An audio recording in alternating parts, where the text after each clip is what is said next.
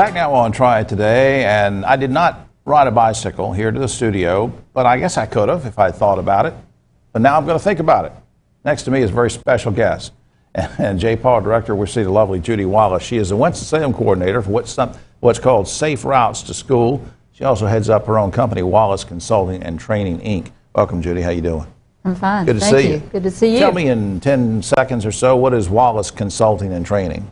Well, we do a variety of consulting projects, and a lot of that has to do with bicycling and walking, making it safer for everybody. And that's also part of our Safe Routes to School program. Now, what is, I guess it's a stupid question, but when you say Safe Routes for School, what does that entail? Safe Routes to School is looking at ways to make it safer for more children to walk and bike to school. Rather than have their parent drive them? In the car. You know, we want them to ride the bus, but we want to try to eliminate congestion around schools and improve air quality. That's a good idea. Now, do you coordinate this specifically for the school system in Winston-Salem, Forsyth County? Do you coordinate it for the city of Winston-Salem itself? How is that done? Well, I'm sort of the liaison between the city transportation department and the school system. So I work with individual schools. Let me ask you a leading question here. Generally speaking, is it safe for kids to ride their bikes to school nowadays? Well, I think it's safe with training. Part of what we do is to educate them about how to ride safely. And we also encourage younger children to ride with parents or older qualified adults to make sure they can ride safely. Is there an age that you shouldn't go below for somebody to say, and I know that all things are different, some cities are more congested than others, but do you have a cutoff and you tell parents, look, if your child is under 10, I don't think they should be riding a bike, or is it 11 or 12? What do you tell them? Well, usually developmentally age 10, 9 or 10 is when kids can actually function on riding the bike itself and thinking about traffic. Right.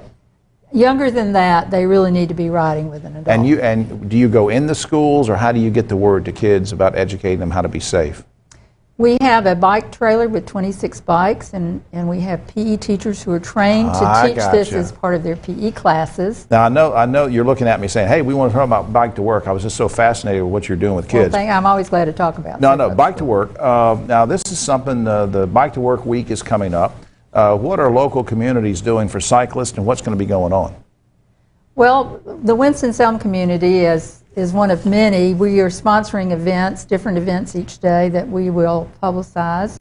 But the main thing is celebrating bicycling as a form of transportation and encouraging people to consider this. So when you think about the cost of driving a car, the cost of gas, you know, Maintenance, bicycling looks pretty good economically, yes, it does. And at the same time you're helping your heart, your lungs. We've also found it helps you focus better. Really? Yeah, physical exercise helps you focus better. Well, so you're healthier, you're going to save money on gas and maintenance. It's a win-win all around. Now, how should motorists interact with cyclists? Because you're all about safety, and if we want to say, okay, adults and kids, we want you to cycle to work, kids, we want you to bicycle to school. How should motorists interact?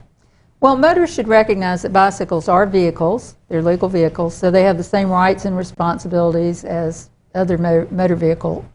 So motorists need to interact with them that way. The main thing is that bicyclists are more vulnerable, so motorists should allow enough space when they're passing, you know, and check their rearview mirror before they pull back over to make sure they don't cut somebody off. Great argument for bike paths, though, right? Yes. Cities that can do that. Yes, and more cities are creating bike lanes. Some have separated bike paths. We also have a lot of greenways in the Triad that allow people to ride without having to deal with traffic. But if you don't, basically you got to stay just like you're a regular car moving in that lane, and you got to be careful. You ride with traffic and stay to the right. Right. Very quickly, how can kids be involved in this bike to work thing? Because kids don't work, they go to school, but I mean, is there any connection there? What do you want them to do during bike to work? We also have Bike to School Day. Really? Yes. And this is just getting started. We have one school, Sherwood Forest Elementary School in Winston-Salem, is going to have Bike to School Day on May 10th. So, great. Safe Routes to School. We also have a Cycling Sunday event on May 19th for kids and their families to come out and ride in downtown Winston-Salem. So there's lots going on. It's great. It's great for everybody. I just appreciate you bringing this up to us, because sometimes we just don't think about the alternatives that we should think about. On screen, partnc.org, triadair.org, and a website for Wallace Consulting is up there as well. And thanks so much for what you're doing to keep the kids safe. All right. Thank you, Judi. We'll be right